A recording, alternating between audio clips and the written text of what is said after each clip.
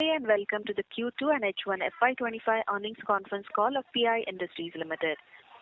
As a reminder, all participant lines will be in the listen-only mode, and there will be an opportunity for you to ask questions after the presentation concludes. Should you need assistance during the conference call, please signal an operator by pressing star then zero on your touchtone phone. Please note that this conference is being recorded. I now hand the conference over to Mr. Nishit Solanki from CDR India. Thank you and over to you. Thank you. Good afternoon, everyone, and thank you for joining us on PI Industries Q2 FY25 earnings conference call.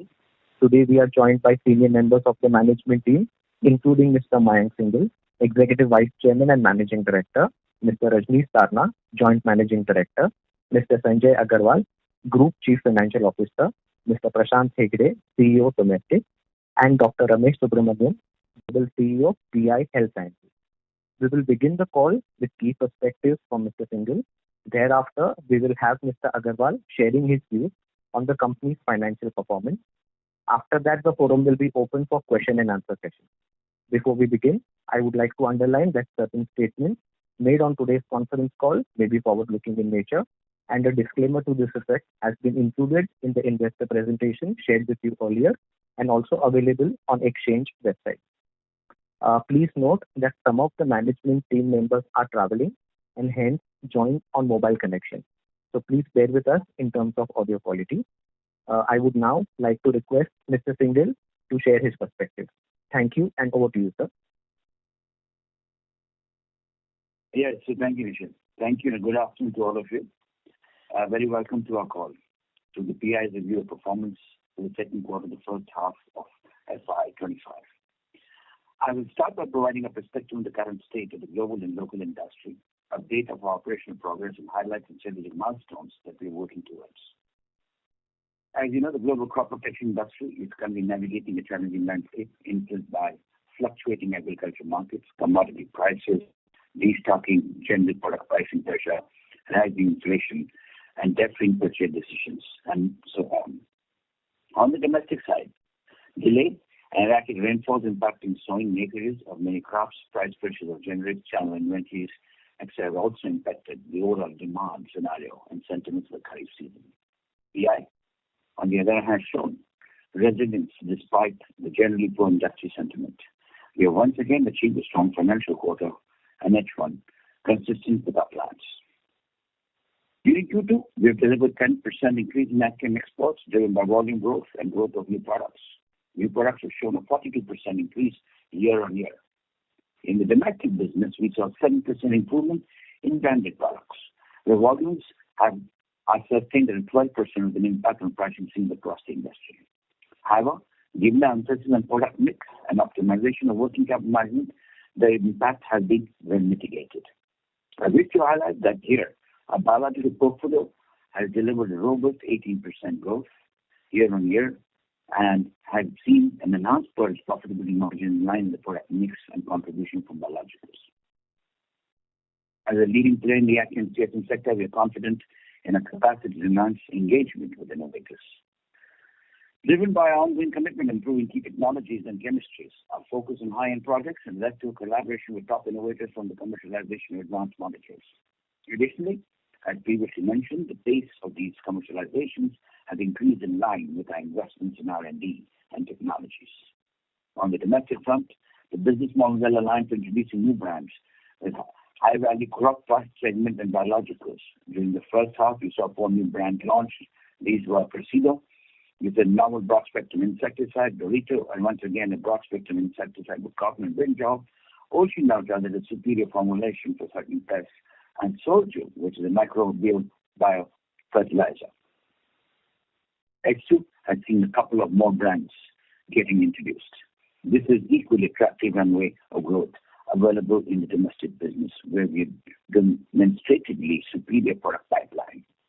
We are presently high potential categories with AgChem, horticulture products, and biological, which will underwritten margin-led growth in the years to come. PI has a history of setting industry-leading outcomes. Our relationships with big global innovators and strong, consequently, the pace of 6 to 7 molecules getting commercialized will be maintained. Molecules have been commercialized in the recent few years and gaining scale, driving runway of sustainable growth. I'm confident that the next batch of molecules shall maintain these levels of traction and announce a mix in the periods to come. The pace of new inquiries are healthy, with more than 50% coming from non-AgChem from innovative products. This work has been done in advanced research, new chemistry and technologies, and aiding this trend. We have seen recovery for domestic revenue in the second quarter. Several high-performance brands have established in each crop segments and horticultural areas. The recent initiatives on this biological front and further setting the foothold of upcoming growth areas for us. PI has set a sterling record of execution, and with a strong of its balance sheets in place, are very comfortable to continue delivery as per plan, adjusting on such temporary industrial level disturbances. As we finalize the acquisition of Plant Healthcare, following the successful completion of the legal and regulatory requirements plan, the business boasts top types, birth products, intellectual and within protein and peptide platforms for agri-biologicals. This has experienced considerable success in the commercialization of peptide products. Both current and pipeline offerings present similar growth potential with plans to advance development efforts to continue to introduce more innovative class of biological solutions at a global scale. On the other hand, a pharma vertical is shaping as well, and upgrade is on the way in construction business development capabilities. We have seen the seeding investment in a view for having integrated CRDMO for global innovator. We are building leadership strengths in the US, Italy, and Hyderabad with both business development in scientific areas. And I'm very happy to say there's one in place which is going to take to guide the business into the future. During the first half, we've seen revenues remain impacted due to high inventory with innovators. We expect the order visibility to translate in the run rates in H2. Initiatives for upgrading capabilities are progressing well, and in the coming years, the venture shall have strong momentum in growth and scale. Our Hyderabad facilities are commencing operation, whereas upgradation of Italy facility is expected to be completed by the year end. We have continued our efforts and initiatives to keep improving our ESG performance, which is reflected in the recent upgrade of S&P Global as CSA, ranking at the 97% in reflection to our vision of reimagining a healthy planet. This has put us in the Global Sustainable Yearbook of 2024 as one of the only few companies from India. Considering the global industry scenario, we are realigning outlook to high single-digit growth. Now we keep updating this in the industry process through the transition phase. Growth in the second half of the year will be driven by demand scale of new products launched in the last 3 years. Capacity expansion is on track and momentum for few inquiries. I would now like to conclude my remarks and hand it over to Sanjay, our CFO, to move forward with the conversation. And thank you once again for being with us. Thank you, and over to you, Sanjay. Thank you. Thank you, Mr. Singhal. Good afternoon, friends who all are there on the call today. I'll summarize the company's financial highlights for the second quarter ended September 30th, 2024. Please note that all the comparisons are on year-on-year basis, and we are referring to the consolidated performance. As Mr. Singhal has shared, our performance demonstrates a differentiated approach of doing business and a sharp focus on keeping operating parameters in line with the objectives. To share in specific highlights, during quarter two, we reported a revenue of 22,210 million, a growth of 5% over the same period of last year, which also translates into a 3-year quarter two CAGR of 18%. Export revenues grew by 8% at 17,610 million, and a 5% decline in domestic revenue to rupees 4,600 million. While the revenue of the branded products grew by 7%, volume growth was 12%. There's been also a healthy expansion in the gross margin by 519 bps to 52%, and EBITDA has increased by 14% and stands at 28%. Profit after tax increased by 6% to 5,082 million, primarily attributable to the EBITDA growth in spite of increase in our ETR to 23%. Let me also cover the YTD performance, which is for the half year FY25. Revenue has grown, or revenue is 42,899 million, a growth of 7% over the same period last year. again translating into a 3-year H1 CAGR of 19%. Export revenue grew by 10% to 35,104 million, and 6% decline in domestic revenue to 7,795 million, while the branded revenue of the branded products grew by 3%. There is a volume increase of 9%. So overall, the expanded gross margin and EBITDA stands at 52% and 28% respectively, and profit after tax for the half year improved or increased by 11% to 9,571 million. ETR for past 6 months, YTD, has been at 22.1. We expect the ETR for the full financial year FY25 to be in the range of 22 to 23%. Cash flow from operating activities also increased by 20% to 8,006 million. This was due to higher EBITDA and efficient working capital management. The trade working capital days, in terms of days of sales, has improved from 84 days to 70 days. Similarly, better inventory management has led to reduction in inventory days from 63 days to 50 days. In terms of the balance sheet, as you would have noticed, balance sheet has been further strengthened during this quarter. Our net worth has increased to 95,454 million as of 30th of September, and a healthy net cash balance of rupees 39,227 million. With this, I conclude my opening commentary. I now request the moderator to open the forum for Q&A. Thank you. Thank you very much. We will now begin the question and answer session. Anyone who wishes to ask a question may press star and 1 on their touchtone telephone. If you wish to withdraw yourself from the question queue, you may press star and 2. Participants are requested to use handsets while asking a question. Ladies and gentlemen, we will wait for a moment while the question queue assembles.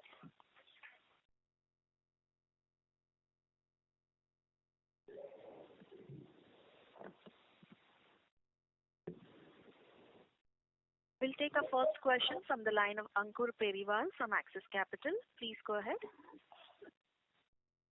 Hi sir, thanks for the opportunity. First question on the pharma business here. We have been seeing pretty soft revenues. We leave apart the one-time expenses that we incurred in this quarter, but otherwise also, the margins have been keeping low.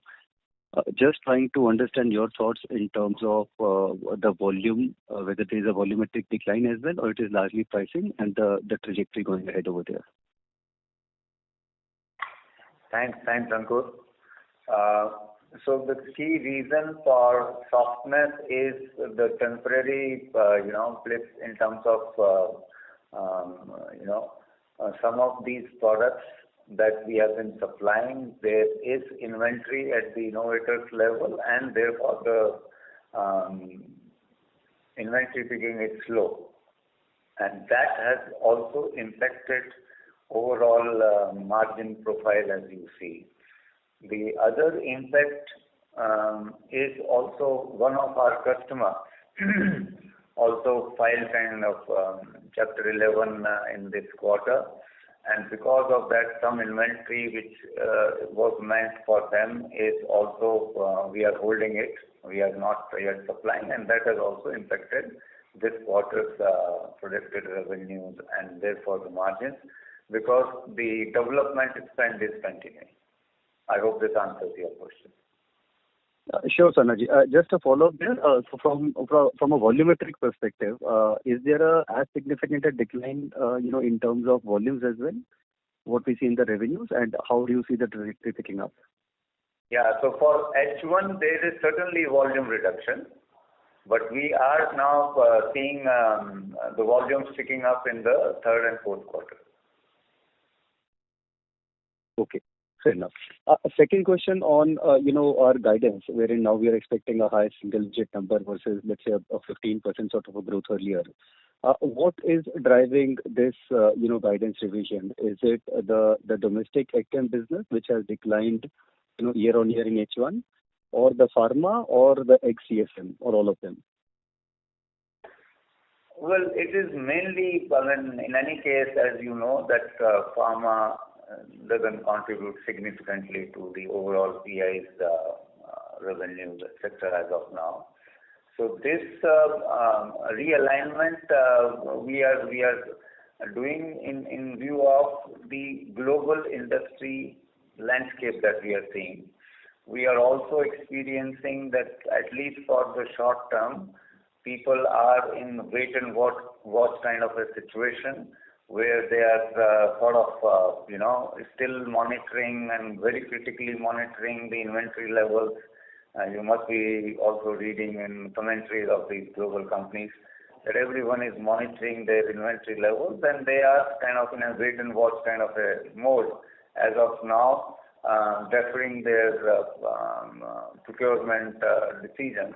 So in view of this transient kind of a phase, we have also kind of realigned our growth guidance for FY25, which we were earlier projecting in double digits. We are now seeing that we should certainly be aiming for higher single digit or early double digit kind of a level. Sure. Just a clarification here. So when you say, deferment in the short term, essentially we are referring to the entire H2 then, right? Because this is a peak season from a business perspective for us. So any deferral here is going to, the recovery will be further back-ended in FY26 then. Is that the right way to look at it? Well, I'll not at this point kind of comment on, mid to long term, because as I said in the beginning, this is kind of a wait and watch kind of a situation at this point.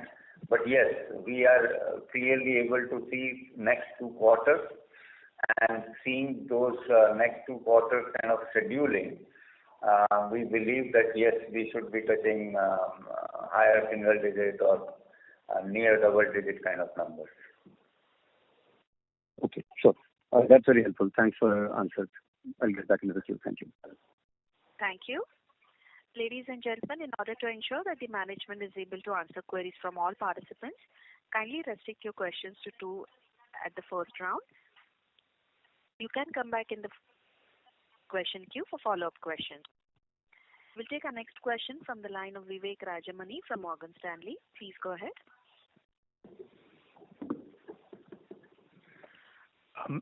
Hi, sir. Thank you so much for the presentation. Am I audible? Yes. Yeah. Thank you so much, sir. And sorry, just to kind of go back to the previous question, when you've mentioned that you're facing these inventory issues. Just wanted to check if these issues are actually more focused on your legacy portfolio, and given that you were actually reporting very, very strong volume numbers for the past many quarters. Just wanted to understand if that's actually what has caused a bit of an inventory pileup, and just wanted to get your assessment in terms of how severe you think this could be. A bit of an extension of the previous question. Thank you. Yeah, so this is certainly pertaining to some of our existing products, because if you see in terms of new products, we have registered impressive growth of close to 42% in this quarter in CSM. If you also see that in last 2 quarters, last year as well as before last year, we have been growing at a very, very decent pace. 20% plus year before, and 30% plus before that. So yes, some of these existing products, it seems that the customer level, channel level, they are kind of witnessing some sort of inventory, and therefore, given the overall industry scenario and also general pressure on these companies to rationalize their working capital, etc., they are kind of rationalizing some inventory levels, etc. So that is one effect. In terms of new products, new product portfolio, I think those are doing well, which is also reflecting, as I said, in terms of growth, year-on-year growth that we are witnessing. I'm sure, sir, that makes sense. And the second question I had, it's a bit of a two-part question on the margins. Again, the margin trajectory has been very, very strong. So just wanted to understand, how much of this is actually coming from the newer products. So if you could just give us some sense of, how much these new products are making up of your overall export portfolio, and just how different are the margin profiles here compared to, say, your legacy portfolio. Thank you so much. Well, new products account for anywhere between 16 to 18%, and it depends on the quarter that we are talking. The margin profile is generally, I would say, similar, not significantly different. Yes, in case of new products, as we produce campaign after campaign, we keep improving the processes, and therefore some margin improvement is always there, which is also shared with our customers. But yes, the profile is, I would say, broadly similar. Sure, sir. Got it. Thank you so much, and all the very best. Thank you. We'll take our next question from the line of Madhav Marda from Fidelity International. Please go ahead. Good afternoon. Thank you so much for your time. My first question was on the margin profile. If I look at PI's longer-term history, generally gross margins for us have been about 45-46%. In the last 2-3 quarters, this number obviously has moved up to a very healthy 52-53%, which is helping EBITDA margins as well. Just could you give us some sense in terms of sustainability of these gross and EBITDA margins for the company on a longer-term basis? Is it because is it a product mix thing, or is it like domestic is a bit weaker, which the margins are a bit better for us? Could you help us understand something there? Thank you. Yeah, so this is on account of product mix mainly, because product mix, when I'm saying product mix, this also accounts for the mix of existing and new products in our export. This also accounts for our domestic business, where we are also commercializing a lot of new products, and particularly biologicals. So yes, I mean, the product mix has been favorable for us over the last few quarters, and that is certainly driving this margin improvement that we are witnessing, both in terms of gross margin, in terms of EBITDA margin. So is that a sustainable trend, or once some other parts of the business probably come back? Of course, there are some parts of the portfolio where maybe growth is a bit slower because of challenges which you highlighted. So once that comes back, do we see like better revenue growth but with more normalized margins in line with historical, or is this like a new base for margins for the company?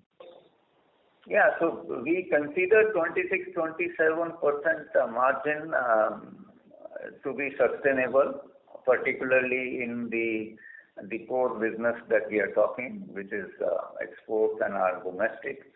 Yes, of course, as you know, on the consolidation basis, we are also investing in some of these new businesses, whether it is health science or whether it is our biologicals, global biologicals.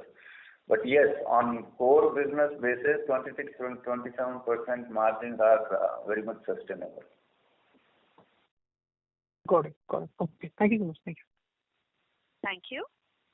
We'll take our next question from the line of Abhijit Akella from Kotak Securities. Please go ahead. Good afternoon, and thank you so much for taking my questions. Sir, if you could please just help us understand of this high single-digit revenue growth guidance for fiscal 25, what sort of expectation do we have for the agrochemical CSM business in particular, and then maybe any of the other lines as well? So maybe if you can please explain a little bit, Vijit. I couldn't get your question. So, I mean, high single digits guidance, I presume, is for the overall company level. Yes. So within that, for the agrochem CSM business in particular, is there, some sort of range we can offer, guidance range? Yeah, yeah. So, as you know that we have already done reasonably well in terms of our exports. We've grown by almost 10%, 10-11% in the first half. The domestic branded business was a little relatively subdued, but given the positives on reservoirs and prospects of reasonably good Rabi, we believe that we should be doing well in our domestic branded business, maybe double digit or early double digit kind of growth. And on the other side, because of scheduling, many of the products we have been able to supply during the first half. On export side, it may be higher single-digit kind of growth or single-digit kind of growth that we are seeing. So on a blended basis, that is the reason we are saying that we should be reaching close to, higher single-digit or near double-digit kind of numbers. Thank you, sir. Just to clarify, these numbers you mentioned, early double digits for domestic and high single digits for exports, this is for the second half only or for the full year? No, second half. Since you asked me for second half, I was trying to explain you for second half. And for full year basis, this will result into higher single digit. This is our estimate. Okay. Thank you. That's helpful. And just one last thing from my side. One is the other income seems rather on the higher side. So what exactly has contributed to that and how sustainable is that? And also just on the revenues from new products, it's 16 to 18%. That pertains only to the CSM business, right? Not that 16 to 18% of CSM revenues is what we are saying. Just to clarify that. Yes. Also on the other income, it has primarily gone up due to interest earned on higher cash balance. So if you see this year we have 3,922 crores versus 2,890 crores last year.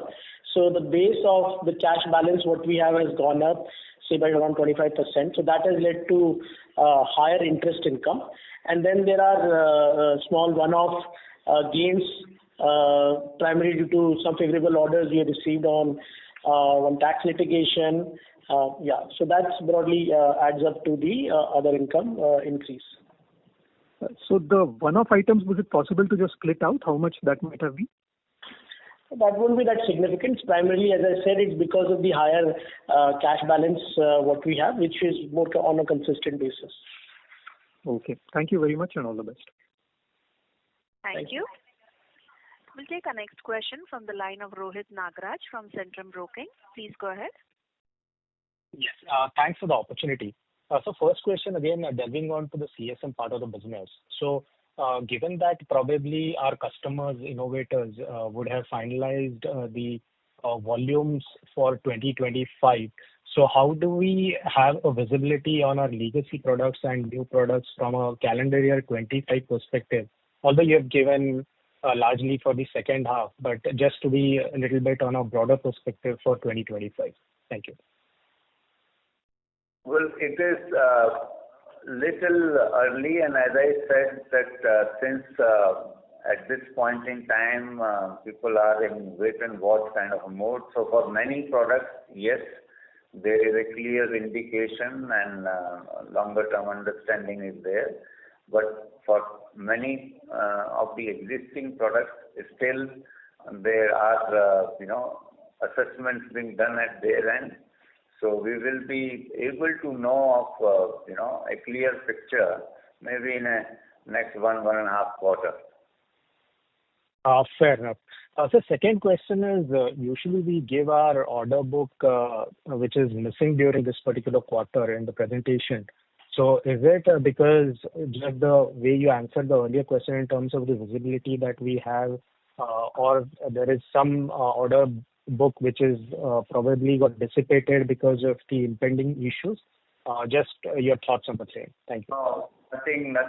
There was nothing significant improvement to report, and that's why it is not there, figuring there in our communication. But yes, we still maintain 1.45, 1.425 billion kind of order book position as of now.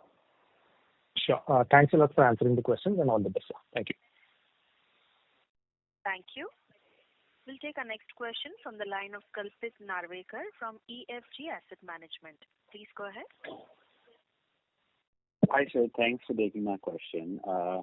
So my first question is on this, the growth for the AgChem exports business, right, which was about 10% for the second quarter, and you flagged that the new molecule growth was 45%. So could you elaborate a little bit as to, because when I back calculate, it shows that maybe the growth in the legacy molecules was only 2-3%. So could you kind of elaborate? I'm sorry to interrupt, Kalpit. Gentlemen, your audio is not at all clear. Kalpit, may I request? Am I audible now? Yeah, it is better. Am I audible now? Yeah. So my question was that the new molecule growth for this quarter has been 45% on about 18% of your business, right? So that may be like contributing 8% of the total growth, and the total growth was like 10%. So that kind of tells that your old legacy molecules are probably growing at like 2 to 4%. So could you just elaborate on why that legacy molecule growth has kind of slowed a little bit? Yeah, obviously this is what I was saying, that some of our old legacy molecules have grown slower, whereas the new introduction or newly commercialized molecules in last 2-3 years, the pace of growth there is certainly much higher, more than 40%. Even I recall last quarter also it was more than 20-24%. So yes, this is the kind of change that we are seeing. So two things are happening. One is that we are very aggressively introducing new molecules. This year itself we would be launching or commercializing, I think, 6-7 products. Okay, we have already commercialized 4 products in first half. And on the other hand, the growth of these newly commercialized products is also higher because they are growing on a lower base. So yes, this is what is reflecting in overall growth of exports, CSM exports. Sure. Thanks. And so my second question was on the second half outlook that you mentioned, right? That you expect kind of high single-digit growth for the AgChem exports, but that growth was like 10-11% for first half, and the other way around for the domestic, right? So essentially, you're seeing some softness on the AgChem export side, right? So what are the key reasons of that kind of slowdown from 10-11% to high single-digit levels on AgChem exports, right? For the second half, is it more because of the industry that the destocking you thought was coming to an end and maybe it's not, or is it some competition? Just to get some reasons on that, right? Yeah, it is mainly because of, as I explained earlier, it is mainly because of inventory levels and the initiatives of these global companies to kind of bring down their overall working capital investments, exposures, etc. So that is the key reason. And just any kind of visibility on like when it can potentially, like when the inventory is kind of normalized and stuff, or it's still too early to kind of call out on that? Well, we get different kind of, I would say we get different kind of indications. So yes, some indications suggest that maybe 2-3 quarters more before this whole thing is normalized. We also, by the way, very interestingly get certain scenarios where we were indicated that there is slowdown in that specific product requirements, and then suddenly 1 month later, 2 months later, we are shipping products by plane, by aircraft. So you can imagine there are different kind of scenarios here. And this is the reason I believe this is more a wait and watch kind of a situation, a transient situation, a very temporary kind of a situation. Because if you ask me in terms of fundamentals of this business, so given the growing population, given this increasing climate change concern and food security concerns and all those aspects, we are not seeing acreages going down, by the way. Okay, so demand in mid to long term has to be there, will be there.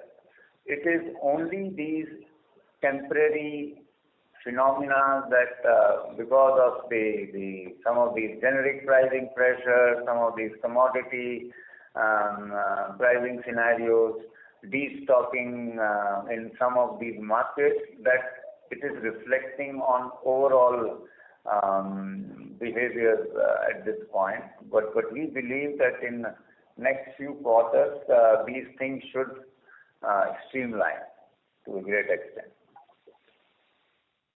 Great. Thank you so much. Congratulations on decent quarter. Thanks. Thank you. Ladies and gentlemen, a reminder, kindly restrict to 2 questions at a time, please. You may join back the queue for follow-up questions. Next question is from the line of Aditya Zawar from Investec. Please go ahead. Yes, thank you for the opportunity. So just one question. What has been the pricing trend for our, some of our key older products? Are we seeing any, change in that? Well, those have been, I would say, reasonably stable pricing. Of course, wherever there is some softening of raw materials, those impacts are obviously reflecting in the selling prices. But if your question was more about our exports existing molecules, it was reasonably stable, I would say. Okay. That's good to know. I mean, you explained well about the inventory build-up. But, sorry to harp on the same topic. So clearly, I mean, since we cater to the innovators, the supply is fairly curtailed in that sense. Now, are we seeing a situation on the ground where some of the products are seeing increase in competition? Are we seeing shift towards the generic, maybe down trading, because some of the generic companies have reported a strong volume growth. Any specific thing that you would like to call out on product specific issues? Well, to be honest, we have not so far seen that sort of scenario, that some of these products volumes are getting curtailed or some genericization impact is coming. At least as of now, we do not see that sort of a situation. In fact, we have also not seen a significantly great performance coming from some of these generic companies as well. So I don't know what kind of generic movement that you are indicating to us. But yeah, we in also I just want to highlight. I want to highlight that we may also need to look at the base from last year while they're showing the growth of whatever the growth. Please look at the drop in the base from what was last year, and then you can probably get a better sense. Sure. That's helpful. Final question on the capex. This is what I was also explaining, that if you see kind of build-up of this growth. So, for example, last year, same quarter, we grew by 24%. Before last year, 29%. Even first half, if you see, last year we grew by 22%, and before last year, almost 30%. So, point being made is that this built-up is over a period of time, and because of some of these, not specifically for our product, but in general, some sort of challenges in the industry. And whenever you have these sort of challenges, I mean, obviously, rationalization, optimization, all those things come in. And yes, those will have their own impact. Yeah. So final question. So could you please remind us which are the key markets for our main product where registration process is still ongoing? We are yet to launch in some of the major markets. For what? For which product you are referring? So the biggest product, paracesulfame, which are the key markets where the registration process is still. Yeah, there are many. You will not be in a position to comment. Yeah.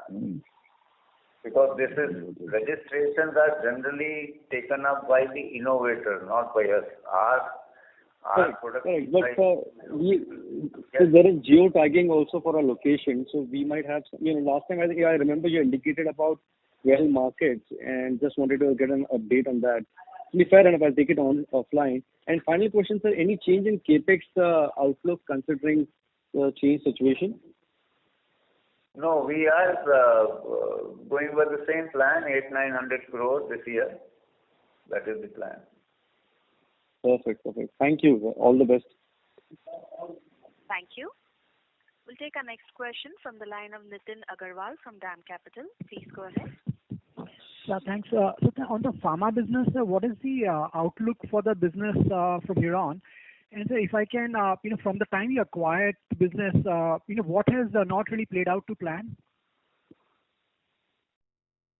So outlook, I already explained to the earlier participants that we are seeing volume uptick from second half. This is what the current assessment is. In terms of your second question, that what has not picked, so I'll say,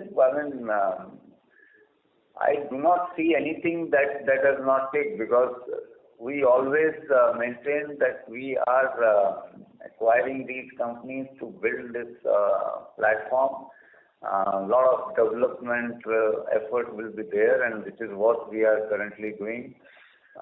Whether it is upgradation of the facilities that we have got with these acquired entities, or whether building leadership teams, both on the research side as well as on business development side, building new clients, pipeline. So a lot of development spend is happening. I would also request maybe Ramesh, who is there, my colleague, to put some light on this. Ramesh, you are there? Yeah, I am. So as Ramesh pointed out, what we focus on is to have the right people to the team. We've now almost fully staffed both on the business side and on the scientific side. And the second part we focused on is operationally to get the right cadence going. So we focused on the sites that we acquired to make sure that any customer that comes in is able to scale with us, right? So the people who come want to stay with you for a longer time, and that's how we build a sustainable business. So to that extent, we have sort of back integrated one of the sites that we got in Italy by putting a serial lab in that should be operational. We're almost there. That should be operational in Q1 FY26, so that we can begin projects there. And the R&D center in Hyderabad and the Jaipur facilities are also now operational. So we've got the operations thing almost done, and we finished the key hires. We've had some headwinds in terms of the general market, also in the pharmaceutical business, and we see that also sort of fading off and green shoots happening in terms of the future. So, starting from H2 this year and for the future, we expect to, provide you with a lot more detailed answers on both the pipeline build-up and future growth. Thank you. And Ramesh, do you expect the business to be EBITDA positive? Or when do you expect the business to become EBITDA positive from, which period of time?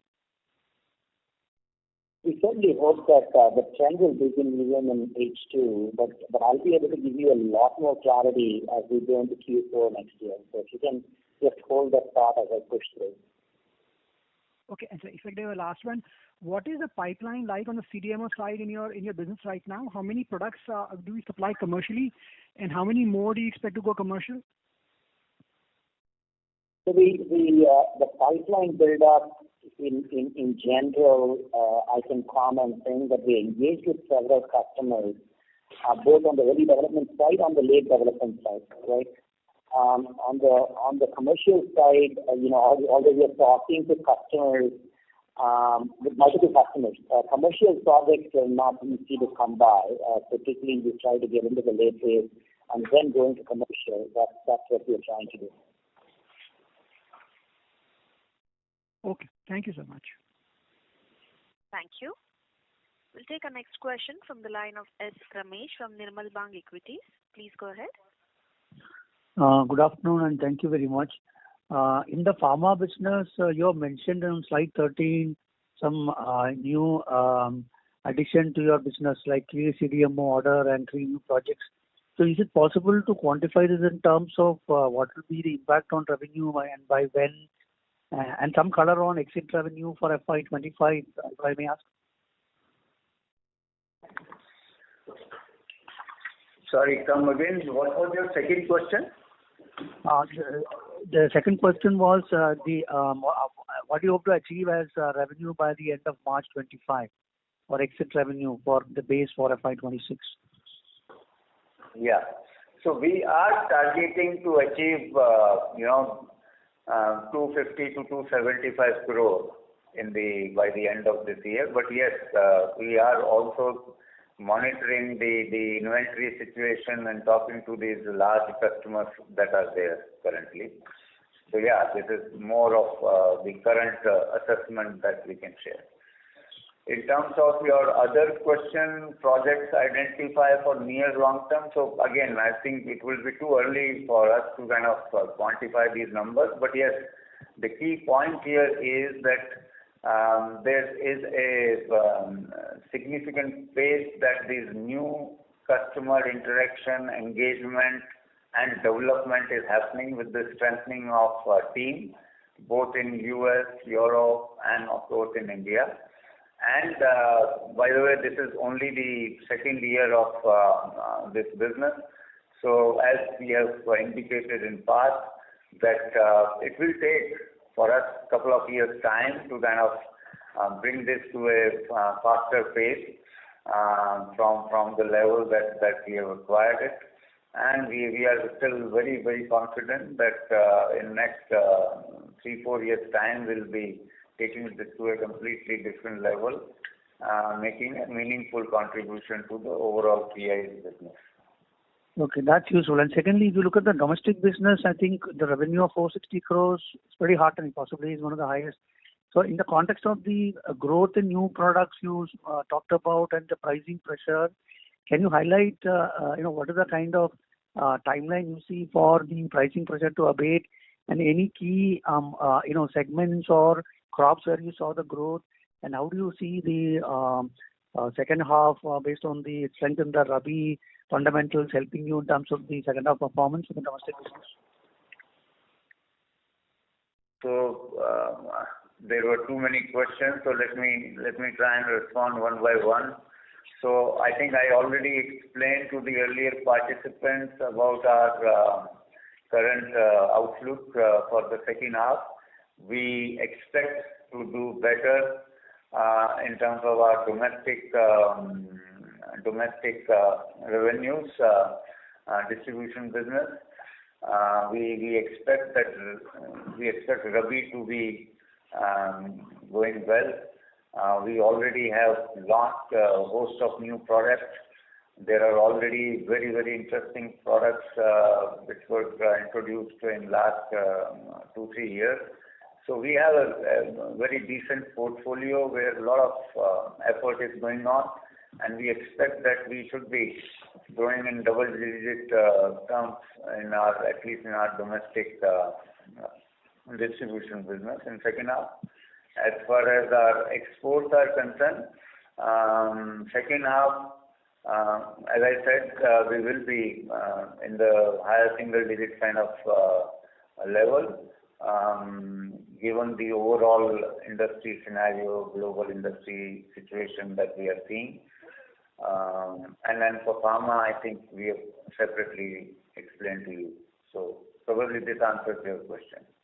Okay. So on pharma, one last thought. You have given some capex details. So can you give us some sense of how much you plan to spend for the full year in capex in pharma for FY25 and for the next couple of years?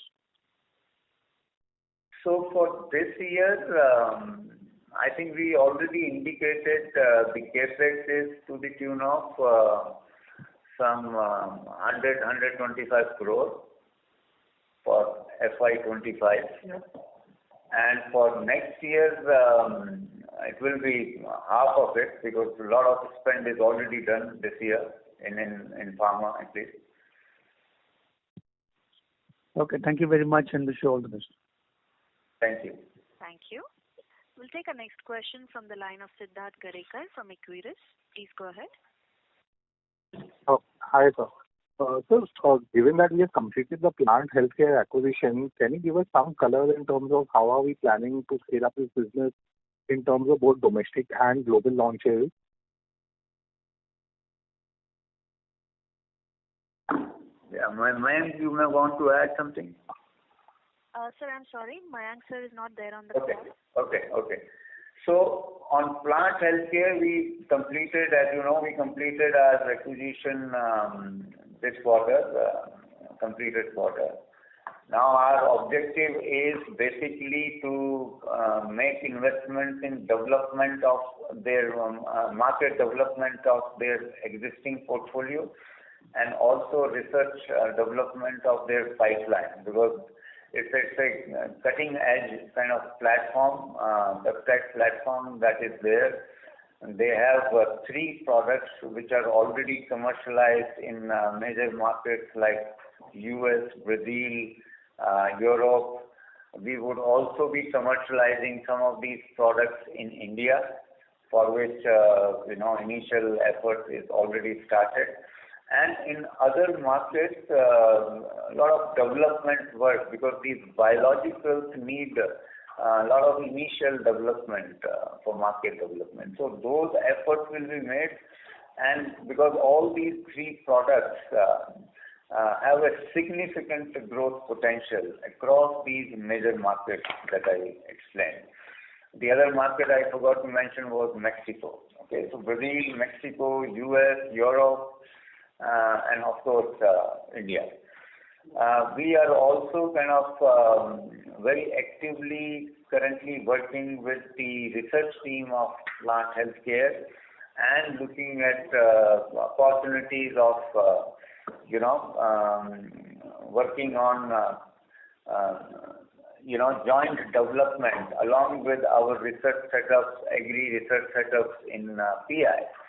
And so both from biological side, on chemical side, how we can kind of work on these 2 different streams and come out with some very, very interesting solutions for the regenerative and sustainable farming.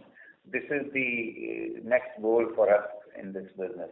But yes, I mean, it is suffice to say that we have a very interesting technology platform in front of us, an interesting portfolio in front of us, and now the whole effort is to do the development work and take these products and businesses and pipelines to their potential. That's the idea. And secondly, in terms of manufacturing these products, would we be looking to also manufacture these products in-house, or we would continue with the existing vendors from Europe? How would we think about that? Well, we are evaluating various options. So for now, we are continuing with the existing sources. But yeah, I mean, for future, we are already evaluating several opportunities. So just one last question. Plant Healthcare had spoken about $100 million plus revenues by 28-29. do we think that we could get to that numbers now that given that we have a strong balance sheet size as well? Yes, that is very much possible given the significant potential those products have. Okay. Thank you so much. Thank you. We'll take a last question from the line of Sumant Kumar from Motilal Oswal. Please go ahead. Yeah, hi, sir. So for domestic business in last 2 quarters, and we have seen a 6% degrowth. When we see the industry growth is in the higher single digit or double digit, and other agrochemical companies are performing. So is there any issue with our any product where the price is declining, apart from what institutional sales degrowth you are talking about? Yeah, so domestic, as far as our domestic brand business is concerned, there's no degrowth, and that is the reason we try to, also explain in our investor communication that there is volume uptick that we are seeing. For example, for the first half, we have seen close to 9% kind of volume growth. Yes, we have seen some price reduction or price pressure in some of these old molecules of ours. But yes, overall there is 3% growth.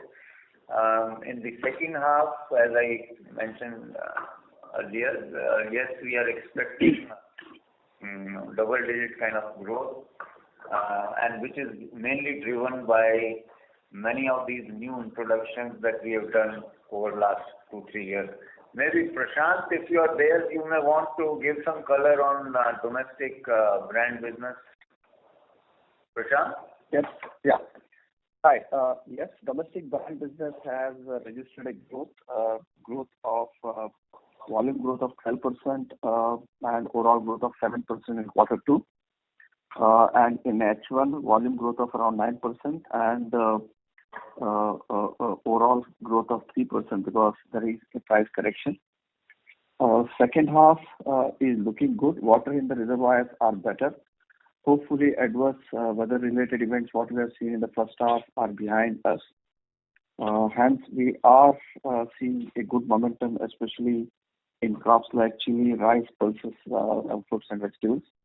Plus the 3 new products which are launched in first half, and another 3 more products which are scheduled for launch in the second half. These things should help us to register a good growth in second half. Thank you. Thank you, sir. Thank you. Thank you, sir. Mr. Sumant Kumar, you're through with your question, right? Yes, yeah, thank you. Thank you. We'll take one more last question from the line of Krishan Parwani from JM Financial. Please go ahead. Yeah, hi, sir. Good afternoon. By when do you think our recently acquired, plant healthcare business could turn EBITDA positive? And does this quarter contain any one-off expenses from the acquisition?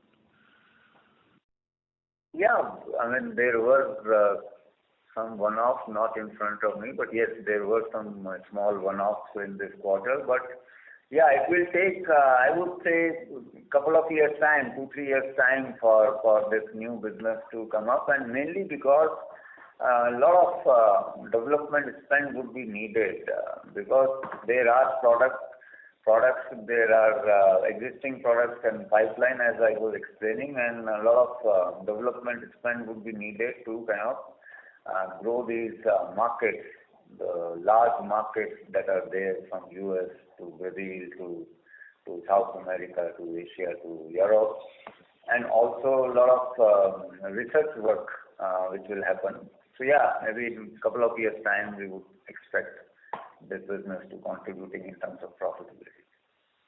Noted. And lastly, if I may, so let's say despite negative contribution from PHC and also our health sciences business, you expect this 26-27% margin. So you are expecting a decent performance in the AgChem CSM business. Is that correct?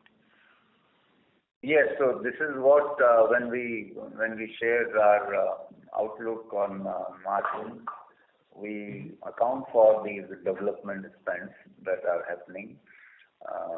So yes, we will continue. I mean, the strength of our portfolio, both in our export as well as in our domestic.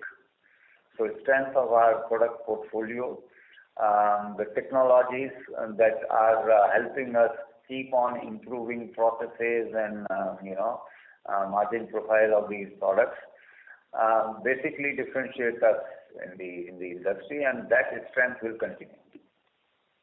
Understood, sir. Thank you so much for answering my question. Wish you all the best, sir. Thank you. Thank you. So thank you so much. Thank you all for your continued interest in PI. We really appreciate your time and effort in joining this call. Thank you so much. Thank you, members of the management team. On behalf of PI Industries Limited, that concludes this conference call.